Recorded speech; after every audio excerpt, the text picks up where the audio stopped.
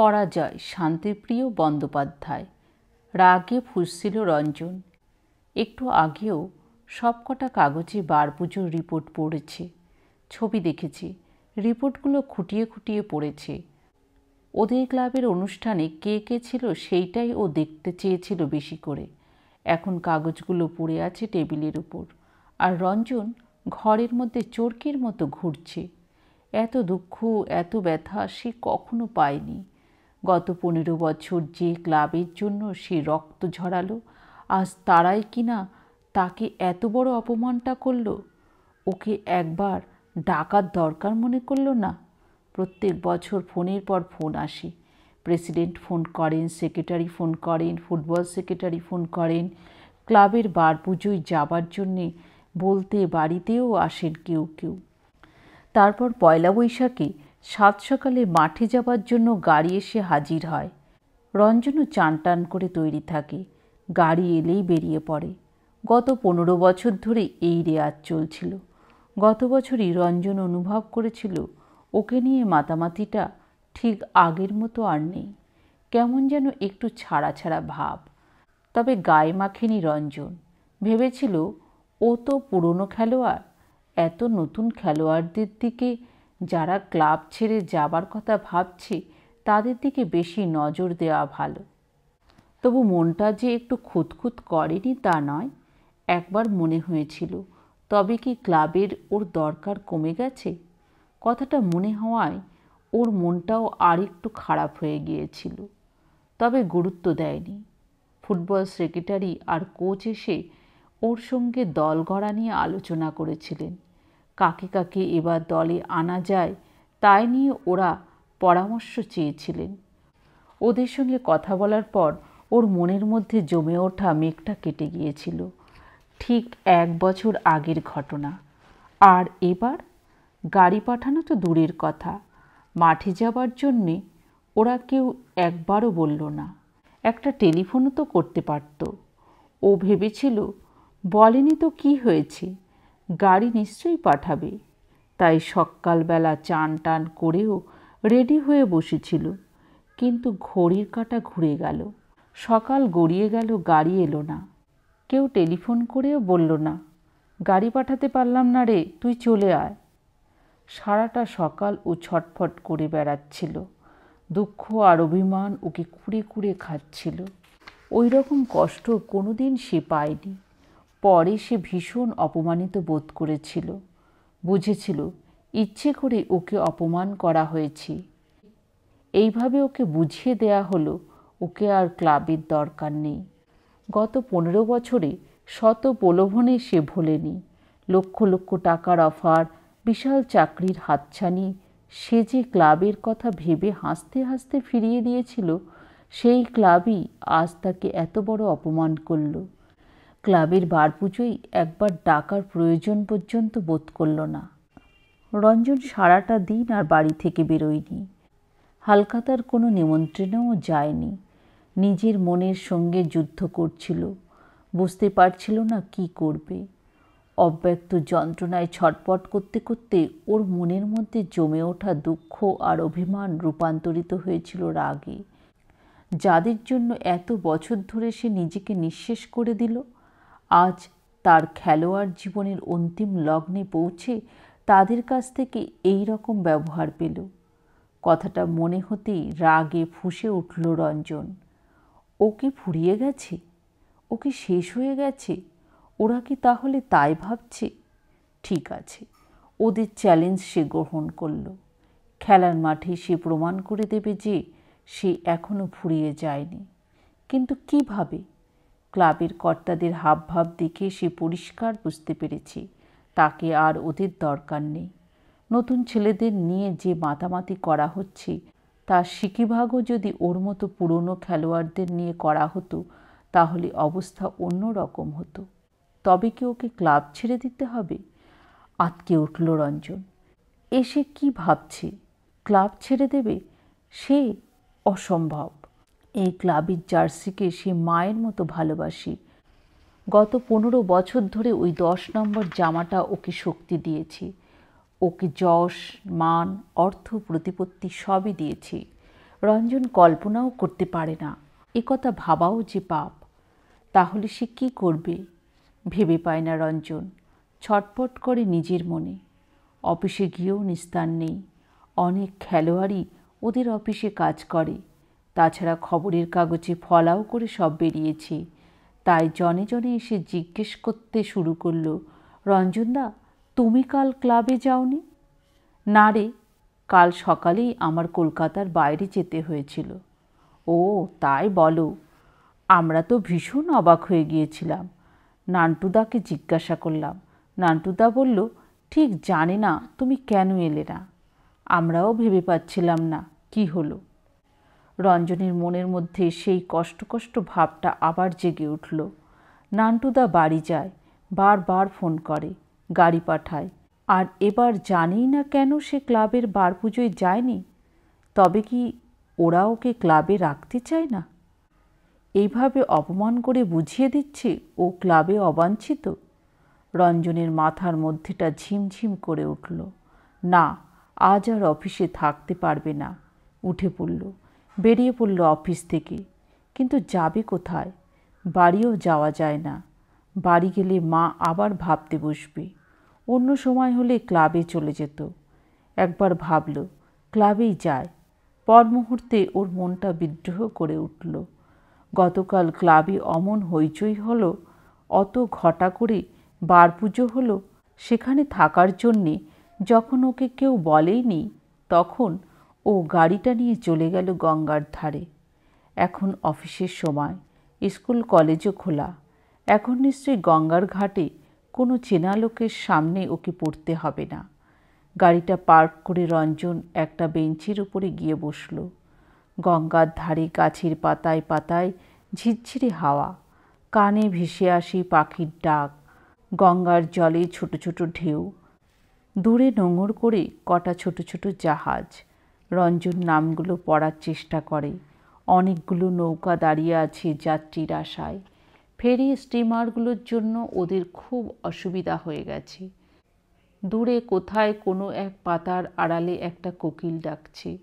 কোকিলের ডাক আজকাল তো আর শোনাই যায় না।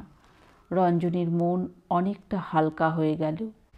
ও ঠান্ডা মাথায় ভাবতে চেষ্টা করে ওর এখন কি করা উচিত।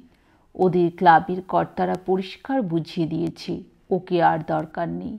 তাহলে কি ও ক্লাব ছেড়ে দেবে? কথাটা মনে হতেই ওর বুকের মধ্যেটা কীরকম যেন করে উঠল। বুকের মধ্যে চেপে রাখা যন্ত্রণাটা ঠেলে উপরের দিকে উঠে এসে কণ্ঠার কাছে দলা পাকিয়ে আটকে গেল। রঞ্জন বুঝল ওর চোখ দুটো ভারী হয়ে উঠেছে, শুধু ফোঁটায় ফোঁটায় গড়িয়ে পড়ার অপেক্ষা। রঞ্জন পকেট থেকে রুমালটা বের করল। চোখটা মুছে রঞ্জন উঠে দাঁড়ালো। কি করবে ও ঠিক করে ফেলেছে, 2 দিনও অপেক্ষা করবে। এর মধ্যে ওর সঙ্গে যদি ক্লাবের কেউ যোগাযোগ করে ভালো, না করলে ও ক্লাব ছেড়ে দেবে।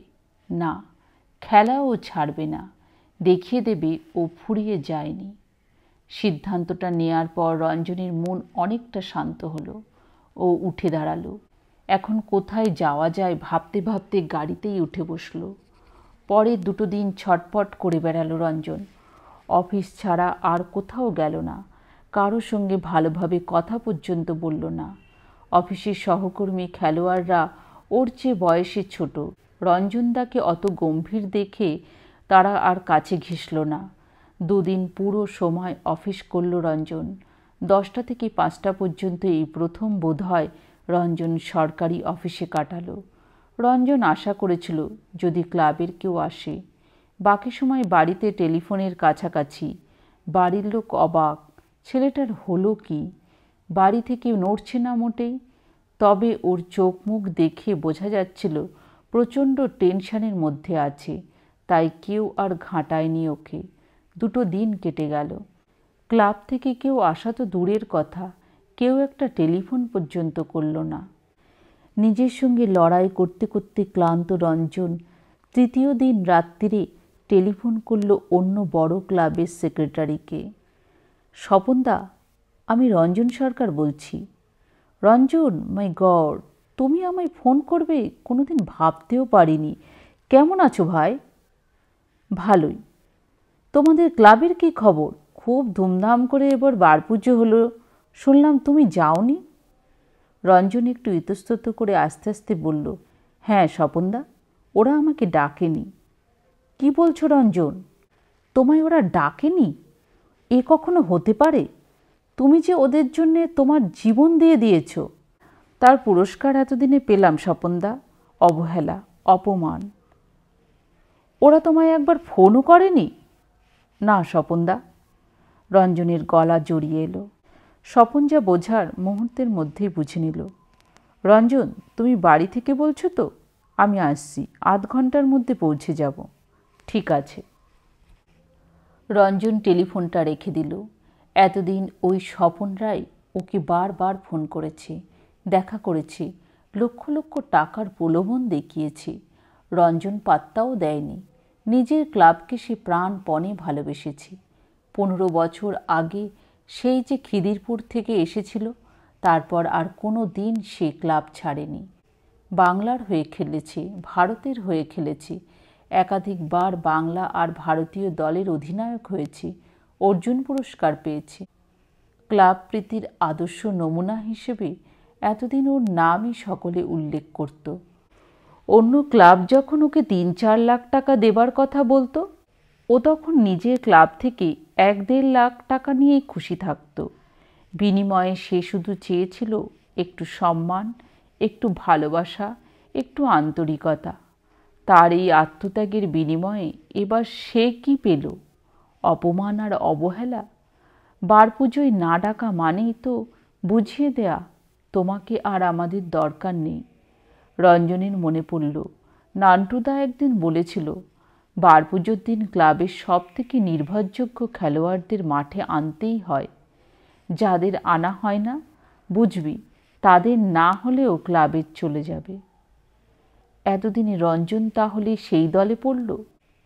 বার পুজোর দিন তাকে না ডেকে ক্লাব বুঝিয়ে দিল, রঞ্জন সরকার, তোমাকে আর আমাদের দরকার নেই।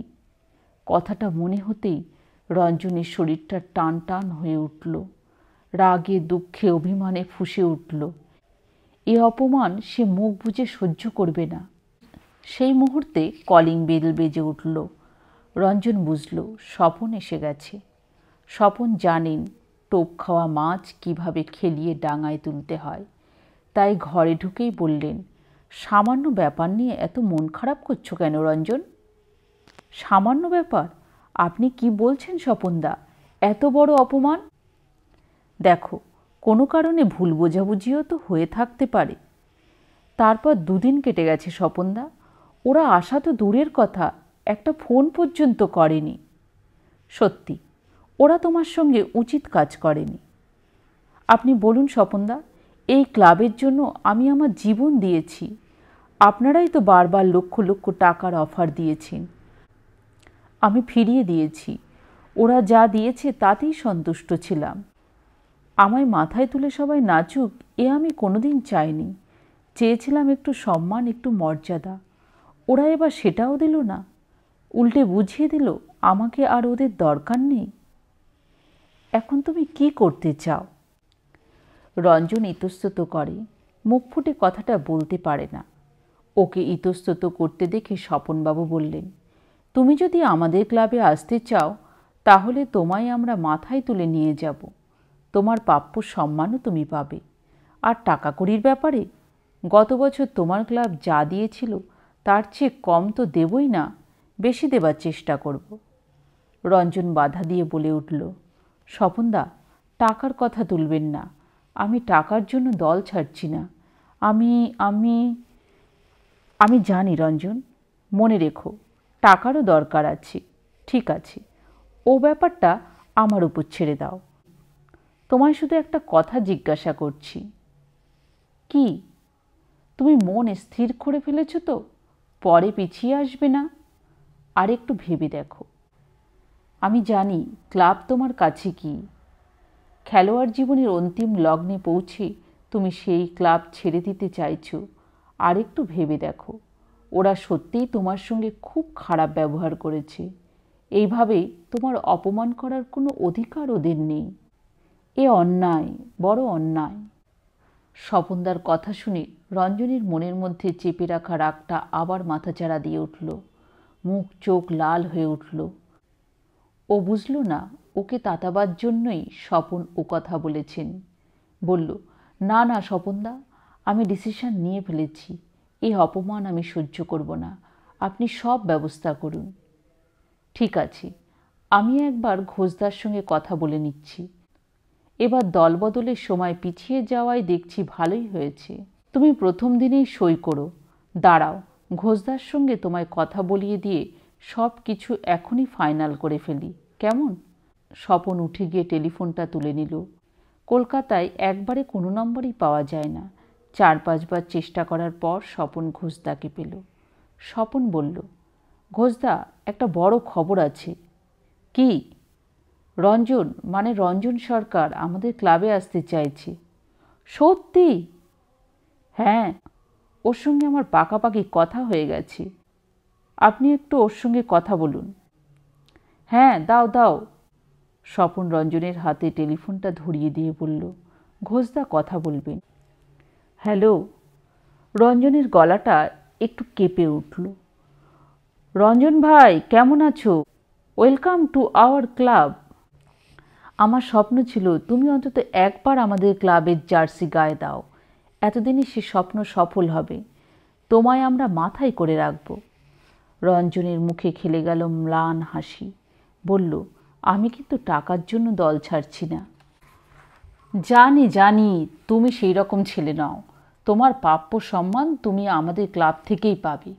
তুমি ভাই স্বপনকে একটু ডেকে দাও। স্বপনদা, তোমায় ডাকছেন। রঞ্জন টেলিফোনটা এগিয়ে দিল। স্বপন সাড়া দিতেই ওদিক থেকে ঘোষদার গলা ভেসে এলো। গলায় চাপা উল্লাস। স্বপন, একদম ফাইনাল করে নাও। টাকার জন্য ভেবো না, যত লাগে লাগুক। রঞ্জনকে টেনে নিতে পারলে ওদের মুখে ঝামা ঘষে দেয়া যাবে।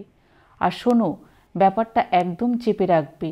রঞ্জনকেও বলবে, সই করার আগে পর্যন্ত যেন কেউ জানতে না পারে। ঠিক আছে। স্বপন রিসিভারটা রেখে দিয়ে রঞ্জনের সামনে গিয়ে বসল। বলল, ঘোষদা বলছেন সই করার আগে পর্যন্ত তোমায় দল ছাড়ার কথা কেউ যেন না জানে। আমিও তাই চাই। তুমি কবে সই করবে? প্রথম দিনেই? হ্যাঁ, প্রথম দিনই। তাই হলো। বাংলার ফুটবল সমাজকে বিস্ময়ে হতবাক করে দিয়ে দল বদলের প্রথম দিনই রঞ্জন সরকার দল ছাড়ল। খেলোয়াড় হিসেবে নাম করার পর থেকে এতদিন যে ক্লাবের সুখ দুঃখের সঙ্গী ছিল রঞ্জন, তার জীবনের সোনালি দিনগুলো কেটেছে যে ক্লাবে, শত প্রলোভনেও যে কোনোদিন দল বদল করার কথা ভাবেনি, সেই রঞ্জন সরকার এক রাশ অপমান মাথায় নিয়ে সরে এলো তার ভালোবাসার ক্লাবটি থেকে। সঙ্গে সঙ্গে শুরু হলো কাগজে লেখালেখি, রঞ্জন সরকারের দল ছাড়ার কারণ হিসেবে নানা গবেষণা। রঞ্জনের পুরনো ক্লাবের সমর্থকরা ক্ষোভে ফেটে পড়লেন। তারা বিক্ষোভ দেখাতে শুরু করলেন ক্লাব তাঁবুর সামনে। তাদের দাবি, রঞ্জন সরকারকে ফিরিয়ে আনতে হবে, জবাব দিতে হবে কেন রঞ্জন সরকার দল ছেড়েছে। খবরের কাগজের রিপোর্টারদের কথা শুনতে হলো ক্রীড়া সম্পাদকের কাছে। কেন এত বড় খবরটার কোনো আঁচ তারা পাননি। রঞ্জন দলবদল করার খবর ছড়িয়ে পড়ার সঙ্গে সঙ্গে টনক নড়েছিল ক্লাব কর্তাদের। তারা রঞ্জনের বাড়ি ছোটাছুটি শুরু করলেন। জনে জনে ফোন করতে আরম্ভ করলেন। রঞ্জন যেসব খেলোয়াড়দের ছোট ভাইয়ের মতো দেখে, ভালোবাসে, তাদের লাগানো হলো তার মত বদল করার জন্যে। কিন্তু তখন বড্ড দেরি হয়ে গেছে। কোথায় রঞ্জন? তার চুলের টিকিটি পর্যন্ত কেউ দেখতে পেল না। দল বদল করার সঙ্গে সঙ্গেই স্বপন তাকে সরিয়ে দিয়েছে অনেক দূরে। রঞ্জনকে সকলে যখন হন্যে হয়ে খুঁজছে, সে তখন সিকিমের পেলিংয়ে পান্ডিম আর কাঞ্চনজঙ্ঘার তুষার শৃঙ্গগুলোর দিকে তাকিয়ে বসে মাউন্ট পান্ডিম হোটেলে তার ঘরে। স্বপনরা যা চেয়েছিল তাই হলো। রঞ্জনকে হারানোর মোক্ষম ধাক্কা খেল তার পুরনো ক্লাব। আর সে যে ফুরিয়ে যায়নি এ কথাটা প্রমাণ করার জন্যে মরশুমের শুরু থেকেই দুর্দান্ত খেলতে লাগলো রঞ্জন। গোলের পর গোল করতে লাগলো। দেখতে দেখতে এসে গেল রঞ্জনের অগ্নি পরীক্ষার দিন। সল্টলেক স্টেডিয়ামে দুই বড় দলের প্রথম লড়াই। উত্তেজনায় উৎসাহে শহরে টানটান।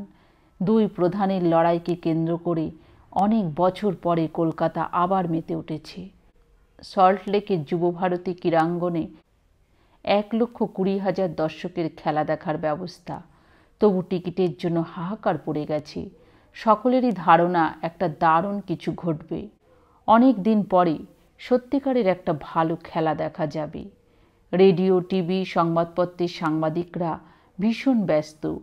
এই খেলাটিকে কেন্দ্র করে সারা দেশে যে উৎসাহ উদ্দীপনা সৃষ্টি হয়েছে তার সঙ্গে তাল দিতে তারা হিমশিম খেয়ে যাচ্ছেন। সমস্ত প্রচার, সমস্ত জল্পনা কল্পনার মধ্যমণি কিন্তু রঞ্জন। অবস্থাটা এমন হয়ে দাঁড়িয়েছে, খেলাটা যেন রঞ্জনের সঙ্গে তার পুরনো দলের লড়াই। রঞ্জনের মধ্যেও প্রচণ্ড একটা জেদ তাকে টান টান করে তুলেছে। আজ সময় এসেছে সব অপমানের বদলা নেবার। সে যে সত্যিই ফুরিয়ে যায়নি তার প্রমাণ করে দেবার। তার জন্যে সে তৈরি। অপেক্ষা শুধু মাঠে নামার। তবু কোথায় যেন একটু দ্বিধা, একটু আড়ষ্ট ভাব, চেপে রাখা একটু কষ্ট রঞ্জনকে এক এক সময় বিব্রত করে তুলেছে। রঞ্জন নিজেকে বোঝায়, ও তো এটা চায়নি। আজকের এই পরিস্থিতি ওর উপর চাপিয়ে দেয়া হয়েছে। না, এইসব দুর্বলতা রঞ্জন পাত্তা দেবে না। যে অবহেলা, যে অপমান ওকে করা হয়েছিল তার বদলা তাকে নিতেই হবে। আজই মাঠে প্রমাণ করে দিতে হবে নান্টু দ্বারা ভুল করেছিল। হ্যাঁ, আজই। সময় সে আর পাবে না। যা করার আজই করতে হবে। ওই 1,00,000 লোককে সাক্ষী রেখে প্রমাণ করে দিতে হবে রঞ্জন সরকার সত্যি ফুরিয়ে যায়নি। কথাটা মনে হতেই শরীরটা টানটান হয়ে উঠল রঞ্জনের। ও এগিয়ে গেল সল্টলেকে যাবার জন্য ক্লাব তাঁবুর সামনে দাঁড়িয়ে থাকা লাক্সারি বাসটার দিকে।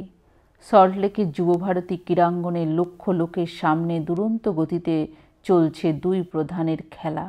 রঞ্জনকে সামলাতে হিমশিম খেয়ে যাচ্ছে তার পুরনো দলের রক্ষণ ভাগের খেলোয়াড়রা। মাত্র একজনকে সামনে রেখে বাকি 10 জনকেই ওরা নিচে নামিয়ে এনেছে। 10 জনের সঙ্গে একা লড়ছে রঞ্জন। রঞ্জনের সহ খেলোয়াড়রা ঠিকভাবে পাল্লা দিতে পারছে না। ওদের কাছ থেকে প্রয়োজনীয় সহযোগিতা পাচ্ছে না রঞ্জন। এইভাবে শেষ হলো প্রথম অর্ধের খেলা। দ্বিতীয়ার্ধে খেলার চেহারা পুরোপুরি বদলে গেল। যারা এতক্ষণ দেয়ালে পিঠ দিয়ে লড়ছিল তারাই এখন রুখে দাঁড়ালো। রক্ষণাত্মক মনোভাব ছেড়ে তারা আক্রমণে ঝাঁপিয়ে পড়ল। তাতে সুবিধে অবশ্য রঞ্জনেরই হলো। এতক্ষণ ধরে পায়ে পায়ে খেলোয়াড় ঘুরছিল, এবার তারা খানিকটা সরে গেছে। তবে ওর পেছনে পুলিশম্যান ঠিকই লেগে রইল। তবু আক্রমণে প্রতি আক্রমণে খেলাটা রীতিমতো জমে উঠল। কিন্তু গোল কেউই করতে পারছে না। সময় কেটে যাচ্ছে দ্রুত। রঞ্জন ভালো খেলেছে ঠিকই, কিন্তু ও যেভাবে জ্বলে উঠতে চেয়েছিল তা এখনও পারেনি। অথচ এই সুযোগ সে নষ্ট করতে চায় না। সে জানে দুদলের সমর্থকদের নজর এখনও ওর উপরেই আছে, তাই যা করার তা এখনই করতে হবে। রঞ্জন নিচে নেমে এলো, নিজেদের হাফ লাইনেরও নিচে। ঠিক সেই সময় ওদের গোলরক্ষক একটা বল পেয়ে ওর দিকে ছুড়ে দিল। রঞ্জন যেন অপেক্ষাতেই ছিল। বলটা ধরে নিয়ে দুলকি চালে এগিয়ে চলল সে। ওকে বাধা দিতে 3 জন খেলোয়াড় আসছে দেখেই বলটা ঠেলে দিল সমরের দিকে। সঙ্গে সঙ্গে নিজে চলে গেল অপেক্ষাকৃত ফাঁকা জায়গায়। সমর বলটা নিয়ে পা গিয়েই সেই ফাঁকা জায়গা দিয়ে কোনাকুনি বাড়িয়ে দিয়েই গোলের দিকে এগোতে লাগলো। রঞ্জন বলটা ধরে দুজনকে কাটিয়ে পেনাল্টি সীমানার কাছাকাছি এসে সমরের মাথা লক্ষ্য করে লব করল। সমর হেড দিয়ে বলটা ভাসিয়ে দিল গোলের দিকে। চকিতে রঞ্জন ঘুরে গেল। ওর মুখ তখন নিজেদের গোলের দিকে। কেউ লক্ষ্যই করেনি। সেই সুযোগটা নিল রঞ্জন। বলটা ওর কাছে ভেসে আসতেই ব্যাক ভলি করল। কেউ কিছু বোঝার আগেই বলটা বুলেটের মতো ছুটে গিয়ে ঢুকে গেল গোলে। ব্যাপারটা কি হলো বুঝতে একটু সময় লাগলো সমর্থকদের। তারপর সারা মাঠ ফেটে পড়ল উল্লাসে। দলের খেলোয়াড়রা তখন রঞ্জনকে নিয়ে মাতামাতি করছে। আর ওদিকে যুবভারতী গ্যালারি বাজি আর পটকার শব্দে গমগম করে উঠল। একটু পরেই খেলা শেষ হয়ে গেল। সে যে ফুরিয়ে যায়নি এ কথা প্রমাণ করে সব অপমান অবহেলার বদলা নিয়ে রঞ্জন সরকার ফিরে এলো সাজঘরে। মাথা নিচু করে সাজঘরে ঢুকে এক কোণে একটা চেয়ারে বসে পড়ল। কই, সেই রকম আনন্দ তো হচ্ছে না তার। সাজঘরে তাকে নিয়ে হইচই চলছে। কেউ একজন এসে ওর হাতে কোল্ড ড্রিঙ্কসের একটা বোতল ধরিয়ে দিয়ে গেল। হাত বাড়িয়ে নিল রঞ্জন, মুখ তুলল না। কীরকম যেন একটা কষ্ট, একটা চাপা বেদনা ওকে ধীরে ধীরে আচ্ছন্ন করে ফেলেছিল। এই হইচই, এই উল্লাস, এই অভিনন্দন ওর ভালো লাগছিল না। সাংবাদিকরা তখন কোচের সঙ্গে কথা বলছেন, ওর সঙ্গেও কথা বলতে চান ওরা। ওরা কি জিজ্ঞেস করবেন তাও জানা রঞ্জনের, কিন্তু ওদের সত্যি কথা তো বলতে পারবে না সে। স্বপনদাকে বলে পাশের ঘরে চলে গেল। দু হাতে মুখ ঢেকে শুয়ে পড়ল একটা বেঞ্চিতে। রঞ্জন অবাক হয়ে অনুভব করল ওর দু চোখ দিয়ে অঝরে জল ঝরছে। 15 বছরের সম্পর্ক ত্যাগ করে আজ সে এই ক্লাবে এলেও সব অপমান সব অবহেলার বদলা নেবার মুহূর্তে রঞ্জন হেরে গেল নিজের কাছে। কেঁদে উঠল রঞ্জন। দু হাতে মুখ ঢেকে কাঁদছে রঞ্জন সরকার। কাঁদছে, শুধু কাঁদছে। কিছুতেই সে নিজেকে সামলাতে পারছে না। পয়লা বৈশাখ বার পুজোয় তাকে না ডাকার অপমানের যে কষ্টটা দলা পাকিয়ে এতদিন ওর কণ্ঠার কাছে আটকে ছিল, আজ সেই কষ্ট, সেই জ্বালা চোখের জল হয়ে ভাসিয়ে নিয়ে গেল স্ট্রাইকার রঞ্জন সরকারকে।